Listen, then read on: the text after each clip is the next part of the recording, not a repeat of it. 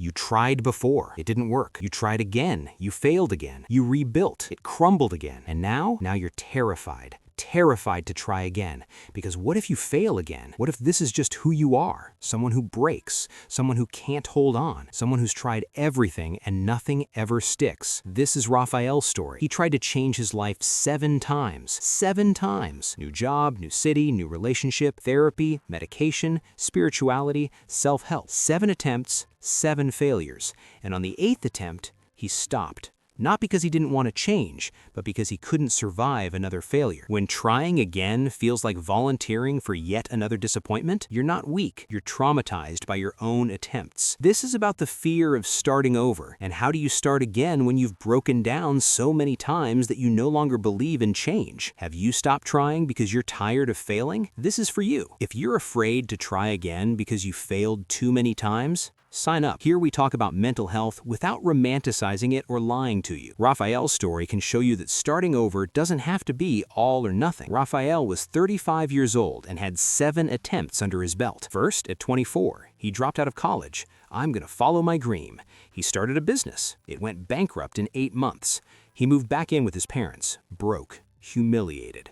Second, at 26, this time it'll work. Another job, another path. It lasted a year, fired for not fitting into the culture. Third, at 28, he moved to a new city. I need a clean slate. He arrived, he didn't know anyone. Overwhelming loneliness. He returned in 6 months. Fourth, at 30, a serious relationship. She completes me. It ended in tragedy. She cheated, he fell apart. Each attempt was a life or death gamble, and each failure was a small death. Raphael wasn't just failing, he was dying, in pieces and being resurrected, only to die again and again until there was nothing left to resurrect. 5th attempt at 31, therapy. I'm gonna fix myself. 2 years, slow progress, but real, until the therapist moved to another city. Raphael didn't find another connection. He stopped, he regressed. 6th at 33, medication. Chemicals will solve it. He took it, horrible side effects. He switched, other effects. He switched again. Nothing worked properly. He stopped, alone, brutal withdrawal. 7th at 34, spirituality. The universe has a plan. Retreats, meditation, ayahuasca, looking for external answers. He didn't find one, only confusion and debt, because retreats are expensive and he was still broke. 7 attempts, 7 versions of this time it will be different. None of them worked. And at 35, Raphael was exhausted, not from living, from trying, because trying hurt more than giving up, because each attempt carried the weight of all the previous ones. What if I fail again? It wasn't a question, it was a certainty. Raphael developed something that his therapist later called attempt trauma. Every time he thought about trying something new, his body reacted. Panic, cold sweats, racing heart, not from excitement, from terror. Because his brain had learned try equals fail equals pain. And the brain, being a good brain, tried to protect him, saying, don't try, stay still. At least staying still doesn't hurt. And Raphael listened because it made sense. Friends suggested things. Try this course, know this person, a candidate for this position. And Raphael just shook his head. No thank you. They insisted, but you need to try. And Raphael exploded. I already tried 7 times, and I broke 7 times. I can't break again. Silence. Uncomfortable, because nobody knew what to say. Because society doesn't have a script for those who have tried too much and failed too much.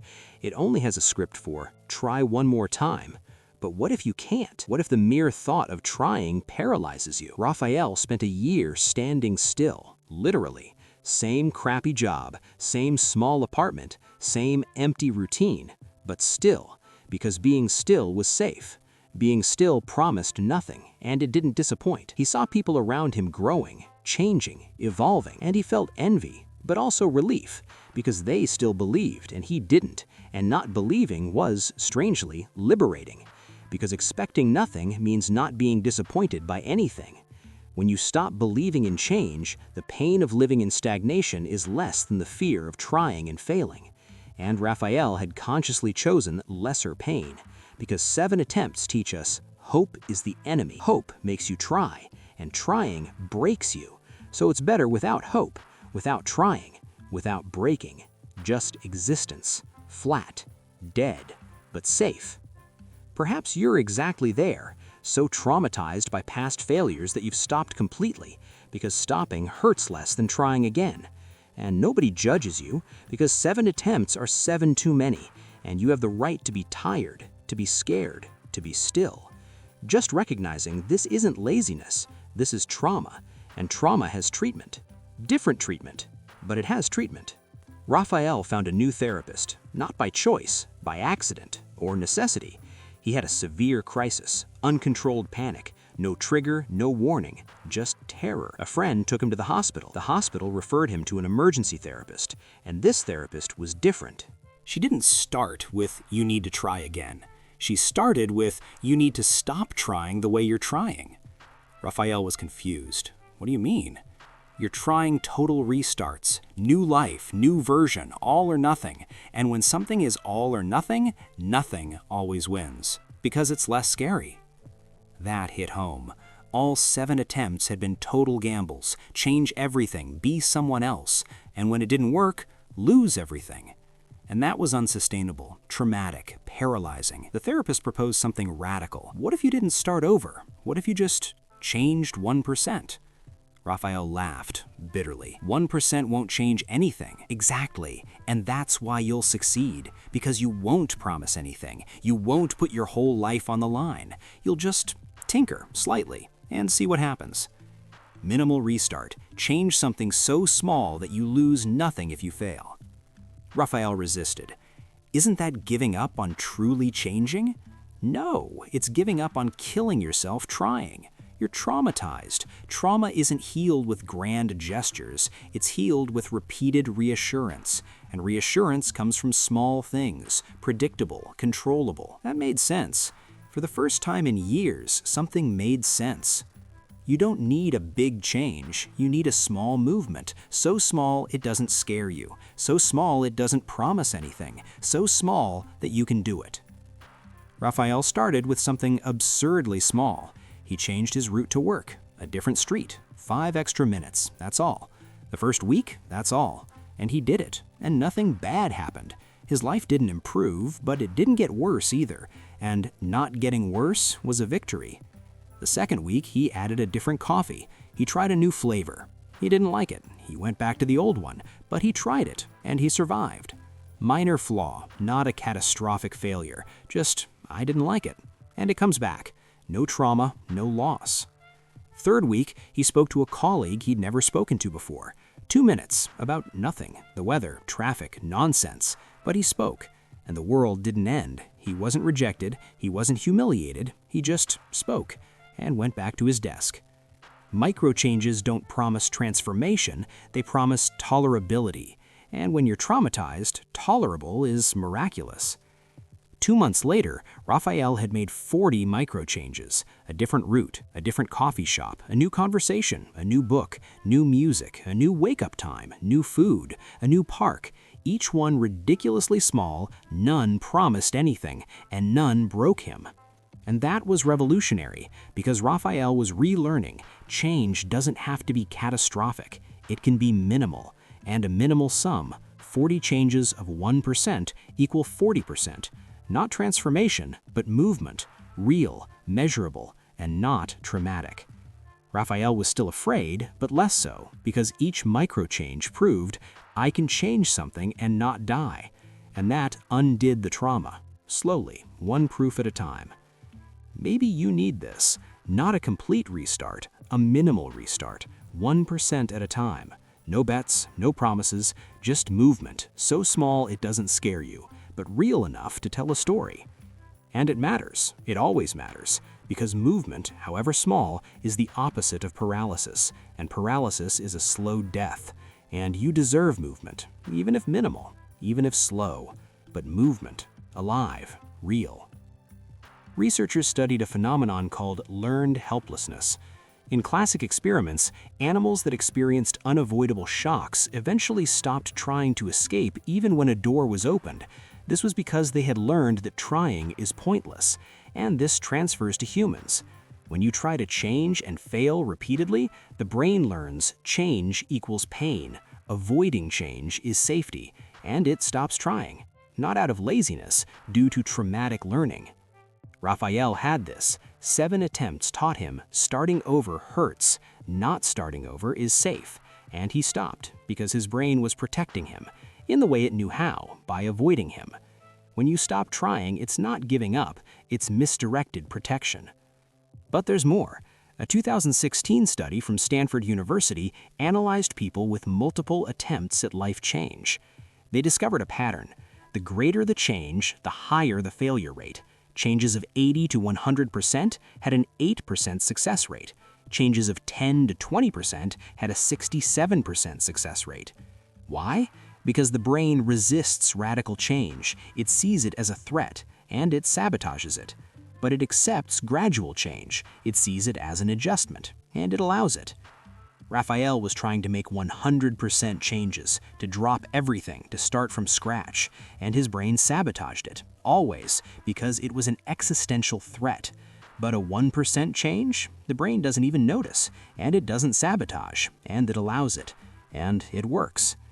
Micro changes are not about giving up on big change. They are strategies for truly making a difference when big changes fail.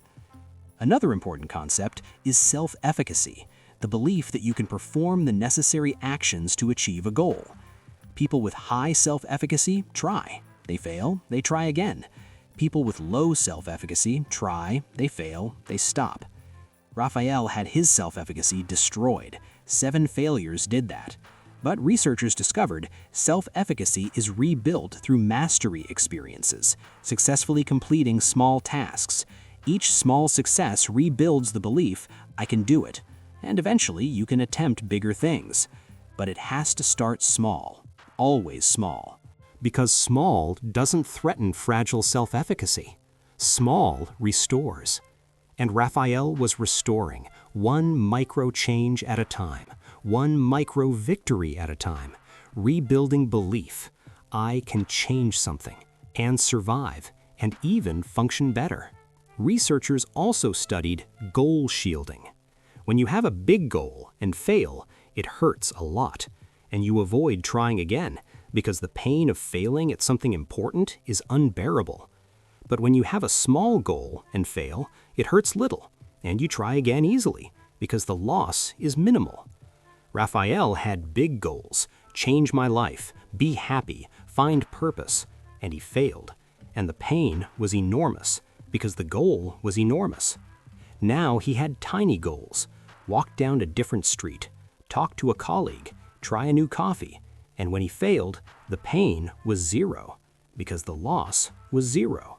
And that allowed them to try again and again until they got it right, because small failures are tolerable. Big failures are traumatic. Raphael had experienced enough trauma. Now he was living with tolerance, and tolerance was healing. Slowly, but healing. The trauma of an attempt isn't healed by grand gestures. It's healed by small successes, repeated successes, until the brain unlearns. Change isn't death. Change can be safe if it's small, if it's gradual, if it's real. A year after starting micro changes, Raphael was different. Not transformed, but moving. He had made hundreds of micro changes: route, food, conversations, hobbies, routine. None big, all small, and added together, they were real movement. His life was no longer stagnant, but it wasn't a total gamble either. It was flow. Small, but real. And Raphael felt something he hadn't felt in years. Not hope, but curiosity. What if I tried something a little bigger? Not 100%, but 5%. Still small, but bigger than 1%. And he decided he was going to try, but differently. He wasn't going to gamble with his life. He was going to experiment with a way out, with a plan B, with a safety net. Not all or nothing, but something, or at least something, and that was bearable. Raphael enrolled in an online course. He didn't quit his job. He didn't change careers. He just learned something new. Graphic design. He'd always been curious. He'd never tried it, Because courses seemed like a commitment, and commitment was scary. But online courses were flexible. He could do them. He could stop without losing anything. He started. First lesson, difficult. He wanted to give up, but he remembered, it doesn't have to be perfect. You just have to do it. He did. Second lesson, easier. Third, he liked it.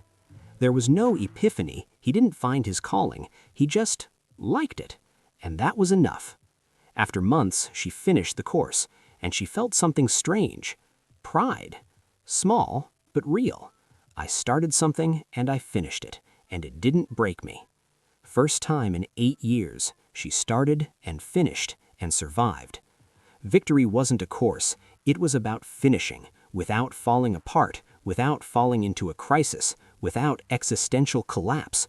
He just tried. It didn't work. Next.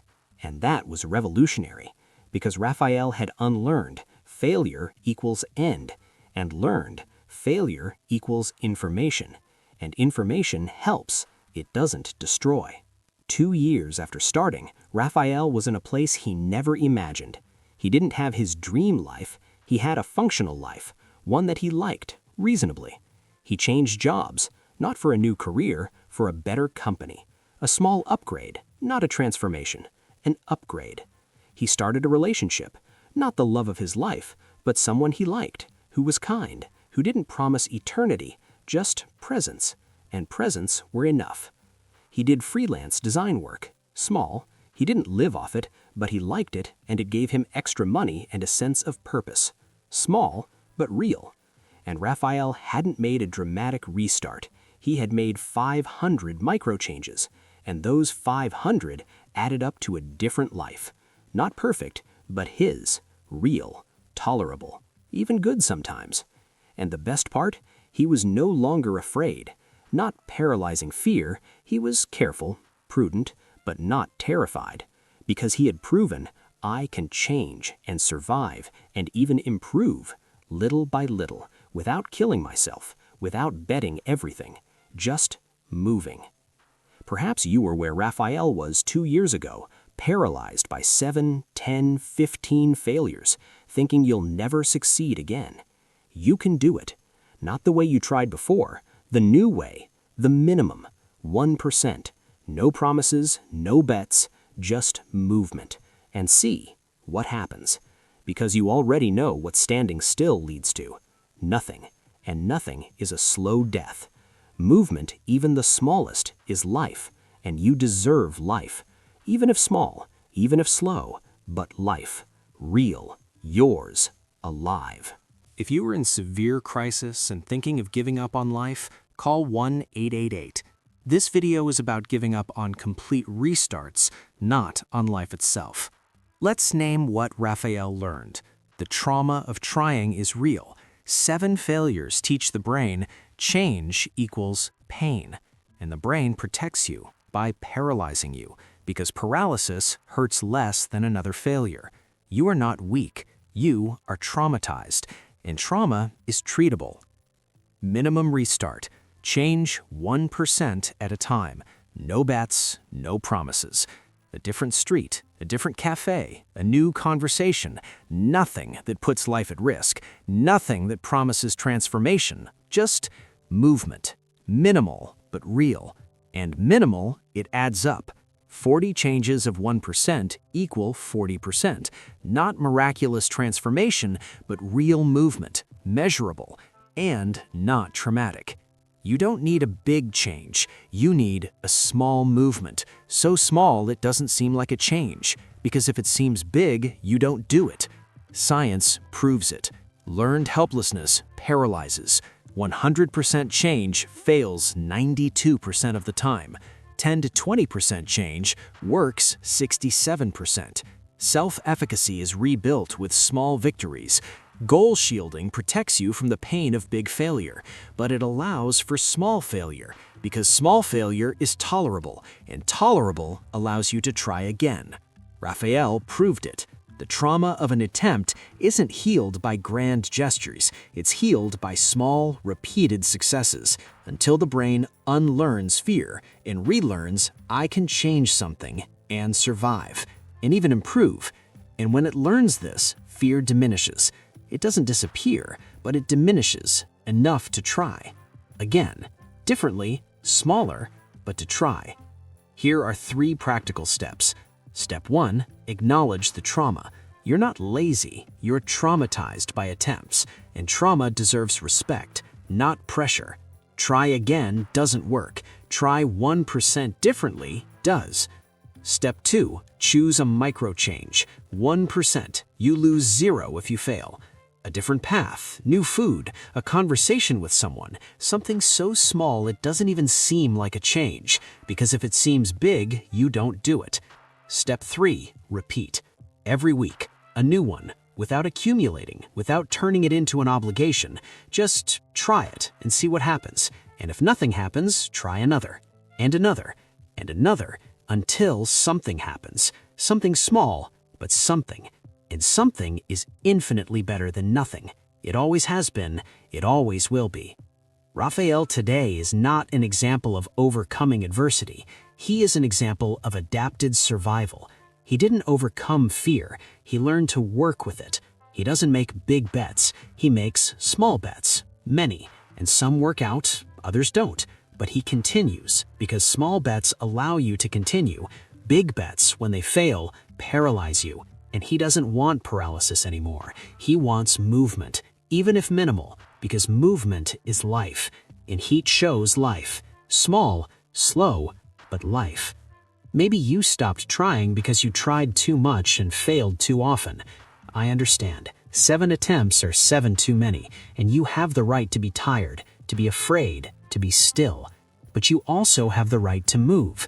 1%, without fear, without promises, without trauma. Just movement. And see if it still works, if you can still do it. And you can. You can do 1%. You always could. You just forgot, because 100% is impossible when you're broken, but 1% is possible. It always has been. And it's enough to start, to remember, to live again. Different, smaller, but again. Choose a small change now. 1%. What will you do this week? A different route? New food? A conversation with someone? Choose and do it. And come back here and comment, I did blank. Because seeing other people doing it will motivate you. And it will show you you're not alone. Many people have failed too many times and are trying again, differently, smaller. Subscribe to the channel. Here we talk about mental health without romanticizing it and without lying to you. Every week we bring real survival stories to those who have broken down too many times and still want to try. Stay with us, because even a small restart is still a restart, and restarting takes courage, even a little courage, especially when it's small. And you just showed courage by choosing 1%. And 1% is a beginning of everything.